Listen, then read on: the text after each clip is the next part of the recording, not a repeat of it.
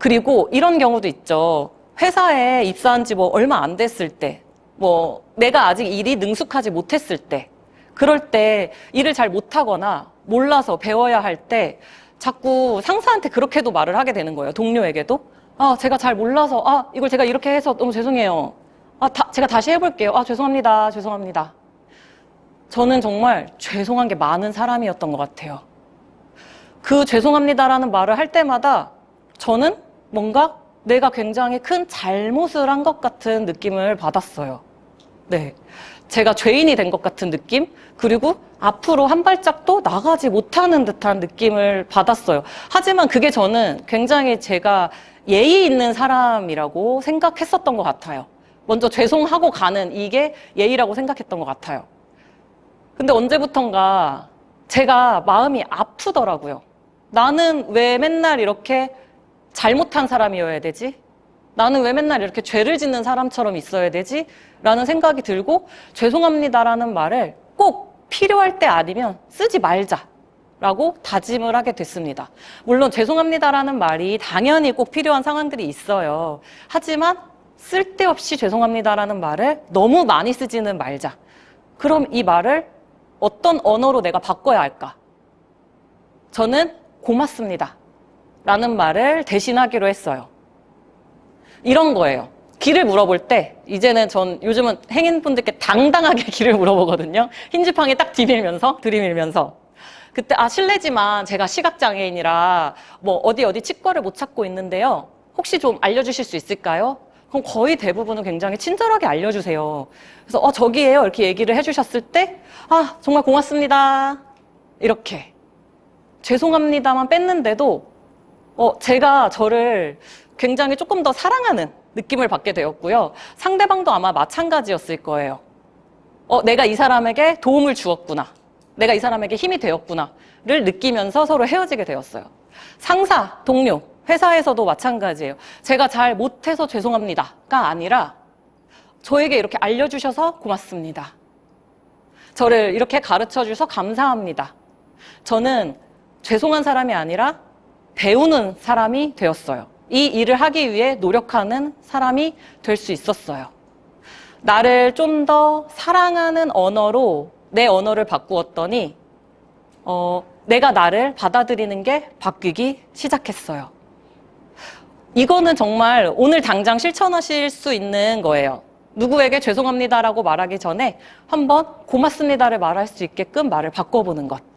나를 가장 사랑할 수 있는 언어로 대화를 해보시는 건 어떨지 제가 오늘 한번 제안을 드려봅니다.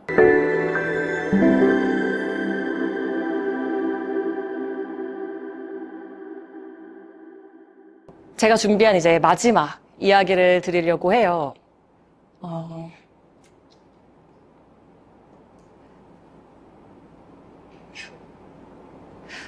지금 제 상황은 사실 되게 밝게 지금 강연을 이제 준비하고 하고 있지만,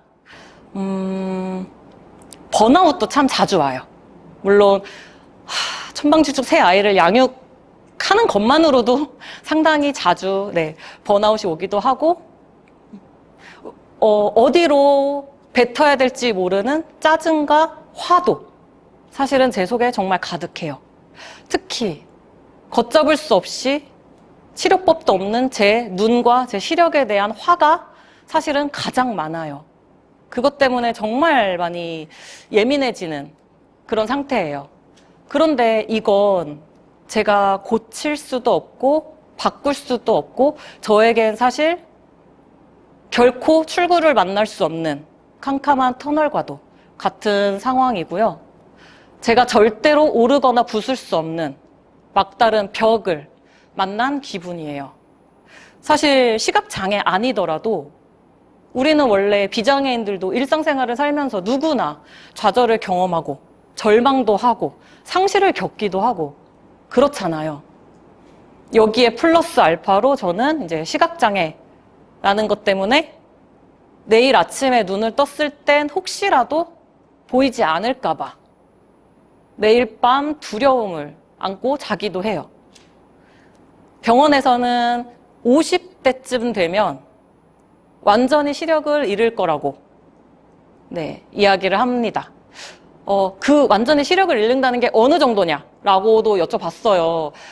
바로 눈앞에서 누군가 안녕 하고 손 흔들면 뭐가 흔들리네 정도는 감지할 수 있는 시력이라고 해요. 솔직히 그게 시력이라고 할 수 있을까요? 저는 과연 저희 아이들의 얼굴을 언제까지 제 눈으로 볼 수 있을까요? 사실은 지금도 얼굴 하나가 온전히 제 눈 안으로 들어오지는 않아요. 눈썹만 집중해서 봐야 되고 콧구멍만 집중해서 봐야 아이들의 얼굴을 알 수 있어요. 너무 보고 싶을 때는요, 사진을 찍어서 사진을 확대해요. 제 아이의 얼굴을 저는 그렇게 확인해요.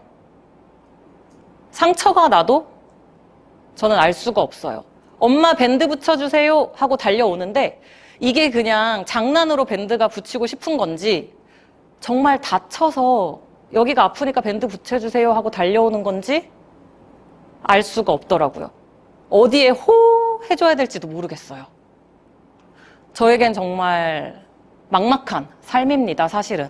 이 삶을 살아내고 있는 지금 이 순간도 사실은 암담함이 한켠에 항상 자리를 잡고 있어요. 그런데 제 경험상 저는 사실 매일매일 좌절을 겪고 있거든요. 어제보다 오늘 더 안 보여요. 매일 좌절해요. 그 좌절 속에 제가 웅크리고 있어 봤자 시간만 흐르고 제가 조금이라도 더 잘 보일 수 있는 날이 흘러가 버리더라고요. 그걸 깨닫고는 너무 아까웠어요. 지금 1분 1초가 너무 아까워요. 내가 볼 수 있는 1분 1초가. 그래서 그렇게 생각을 했어요. 벽 앞에 웅크리고 고개 숙이고 있지 않고 고개만이라도 들어보자. 내가 지금 할 수 있는 거. 그리고 벽을 바라보는 게 아니라 고개를 살짝만 돌려보자. 내가 바꿀 수 없는 건 과감하게 포기하자. 하지만 내가 만들어갈 수 있는 걸 찾아보자. 그걸 찾기 위해선 시선을 돌려야 돼요. 막다른 길에서 조금만 고개를 돌리면 그 시선이 저희를 조금 더 먼 곳으로 데려다 줄 수 있을지도 몰라요.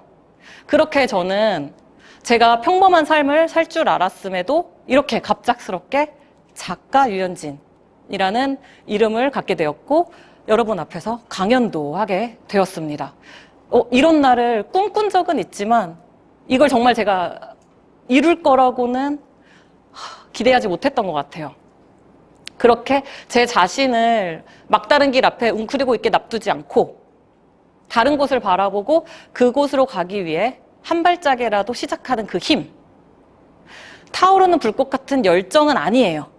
하지만 끊임없이 나 무언가 할 수 있어. 내가 할 수 있는 게 뭐가 있을까? 이런 나라도 내가 만들어갈 수 있는 게 무엇이 있을까? 라는 걸 끝없이 고민하고 나아갔습니다. 가족들하고 식사를 하러 갔는데요. 보통 저희 아이들이 아직 그 쌍둥이는 4살이라 어리다 보니까 남편이 좀 챙겨줘야 돼요. 뭐 안 먹으면 이제 먹여주거나. 그래서 아이들하고 같이 밥을 먹을 땐 대부분 이제 쌍둥이들은 아빠 쪽에 몰아서 앉고 스스로 밥을 먹는 첫째는 저랑 같이 이제 앉아서 저희는 먼저 식사를 이렇게 하곤 하는데요. 어느 날 이제 여느 때와 다름없이 외식을 하고 있는데 저랑 가장 멀리 떨어진 자리에 앉았던 저희 아이가 들고 있던 무언가를 떨어뜨렸어요. 쨍강 소리가 들렸어요. 근데 저는 밥 먹다가 정말 아무렇지도 않게 여보 혜성이 포크 떨어뜨렸어. 포크 갖다 줘. 이렇게 얘기를 했어요. 저는 아무 일도 아니었거든요, 이게. 근데 갑자기 저희 옆에 있던 첫째가 눈이 동그래지면서 엄마 어떻게 알았어요? 그러면 자기가 이렇게 기어가서 확인을 하는 거예요. 진짜 포크네. 근데 저는 당황스러웠어요. 포크 소리여서 포크였는데 눈으로 본 게 아니었거든요. 근데 그때 저희 첫째의 눈빛이요, 저를 보는데 무슨 마법사를 보는 듯한 우리 엄마 대박 대단해 이런 표정을 짓고 있더라고요. 저는 사실 보이지 않기 때문에 어쩔 수 없이 다른 감각에 의존을 하게 되고 다른 감각에 의지하다 보니 그게 어쩔 수 없이 발달한 게 아니라 예민해진 것 뿐이에요. 네, 숟가락하고 포크 나중에 떨어뜨려 보세요. 잘 들어보면 소리가 달라요. 네, 저는 그저 민감해지고 예민해진 것 뿐인데, 저희 아이는, 와, 우리 엄마 진짜 잘 들어. 우리 엄마 진짜 대단해. 우리 엄마 능력 대단해. 라고 생각을 해주더라고요. 그때 저는 제가 부끄러워했던 장애가 어쩐지 으쓱해졌어요. 나 대단해. 나 숟가락이랑 포크 구별하는 엄마야. 너무, 제 자신이 너무 흐뭇하더라고요. 그렇게, 저는 바꿀 수 없는 것은 과감히 포기해요. 보지 못하니까 내가 볼 수 없는 것에 대해서는 이제는 그냥 포기, 내려놨어요. 하지만 제가 만들어갈 수 있는 것, 제 능력, 새롭게 발견하고 있는 저의 그 예민한 능력을 어떻게 하면 조금 더 나를 위해 내가 조금 더 윤택한 삶을 살 수 있게 바꿀 수 있을까? 내 마음가짐을 그 능력을 발휘해서 어떻게 활용할 수 있을까를 이제는 고민하게 되었어요. 처음에 말씀드렸던 내용 중에 완벽하게 준비하고 나서 시작하는 것들은 생각보다 그렇게 많지 않아요. 이 책을 처음 이제 제안을 받았을 때, 네, 계약서를 들고 출판사 대표님께서 오셨을 때 누군가는 아마 계약서를 앞에 두고 몇 날 며칠 고민을 했을 수도 있어요. 과연 내가 이 이야기를 쓸 수 있을 것인가, 내가 이 기한을 맞출 수 있을 것인가 등등 이런 고민을 하는 분들도 계셨을 텐데, 저는 그 자리에서 저 할래요.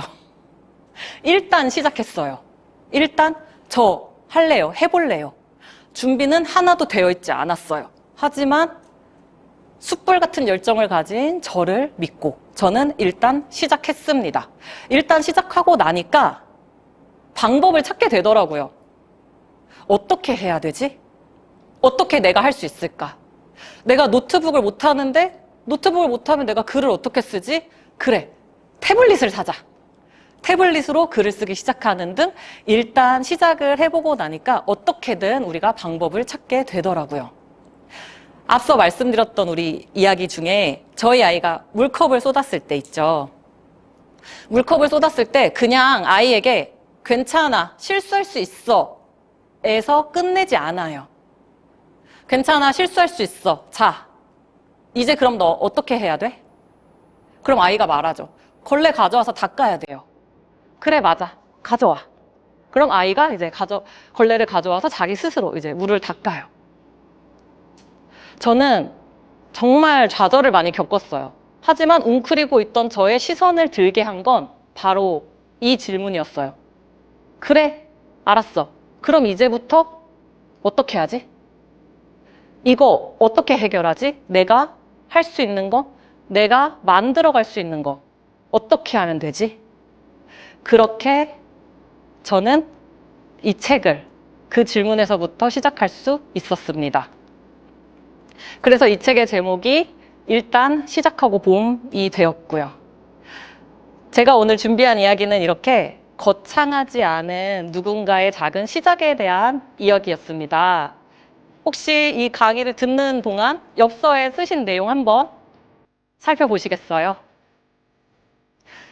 여러분께서는 일단 어떤 것부터 어떻게 오늘 시작하실 수 있을까요? 이 엽서는 오늘 제 강연을 기념으로 집에 가져가셔서 마음속에 혹시 고이 간직해두었던 꿈이 있다면 이 엽서를 보시면서 스스로에게 어떻게 하면 우리 이 꿈을 내가 이룰 수 있을까 생각해 보셨으면 좋겠습니다. 제가 준비한 이야기는 여기까지입니다. 감사합니다.